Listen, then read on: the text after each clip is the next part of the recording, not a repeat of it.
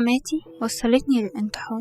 عماد كان جارنا، لكن عمري ما كنت باخد بالي من وجوده. كان إنسان غني جدا، يبان من بعيد طيب، وهو كان طيب فعلا. ومهما كان عمري ما كنت أتخيل إني هعيش معاه قصة هتقلب حياتي فعلا. أنا اسمي حماتي. قابلت مامتي في السوق وقالت لها إنهم طالبيني للجواز. أمي فرحت جدا عشان مستواهم المادي كان حلو قوي، واحنا كنا عايشين على قدنا اليوم بيومه. وانا من اول مرة قعدت معاه ارتحت له وحبيته، وكان العيب الوحيد انه وحيد مامته واننا هنقعد معاها في نفس البيت. لكن انا قلت ايه المشكلة، هعتبرها امي ونعيش سوا كلنا.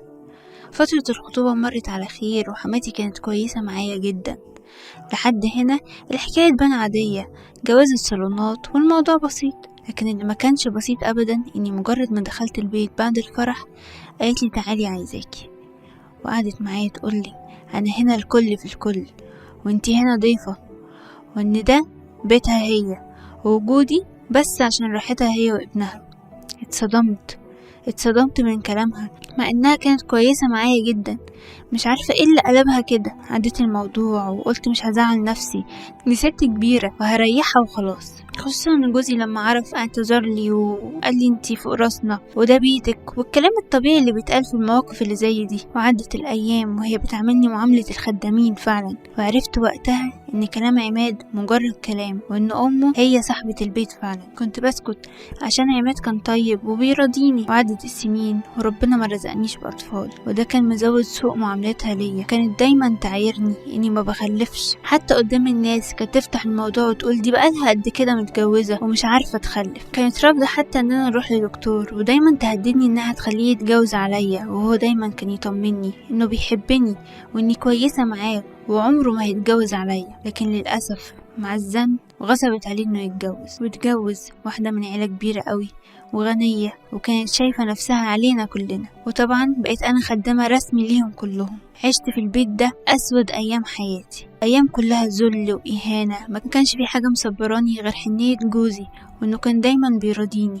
لكن ما كانش بيبين حنيته دي قدام مراته التانية ولا مامته، كان بيخاف. وبعد سنة درتي خلفت ولد، من وقتها بدأت الأمور تتعقد أكتر. حماتي وقتها طارت من الفرحة طبعا، ست من عيلة وغنية وكمان خلفت ولد، وأنا لا مال ولا جاه ولا بخلف، لدرجة إني حاولت الانتحار بسبب معاملتها هي ودرتي ليا. ولكن ربنا ستر، وعشت خدامة ليهم 3 سنين عشان خاطر جوزي. ودرتي خلفت تاني، وأنا اللي كنت براعيهم عشان الست بنت الحسب والنسب مش فاضيالهم، وأنا كنت بعتبرهم ولادي وأكتر، زي ما كنت بمارس فيهم غريزة الأمومة من غير ما أحس.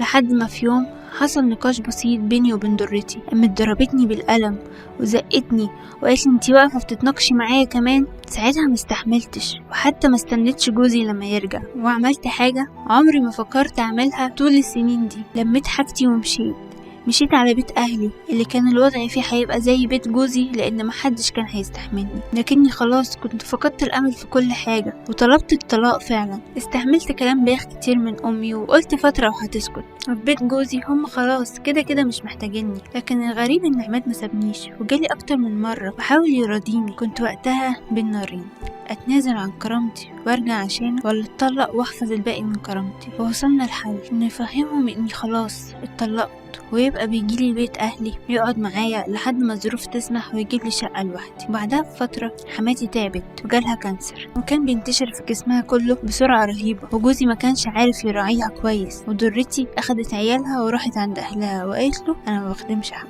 وكان بيحكي لي ومحتار ومش عارف يعمل ايه، وطبعا مش قادر يقول لي ارجع عشان اخدمها. انا حاسه بيه وهو فعلا صعبان عليا، لكني مش عارفه دلوقتي اعمل ايه. ارجع اخدمها عشان خاطره ولا احفظ كرامتي وخليني زي ما انا؟ ساعدوني وقولوا لي رايكم.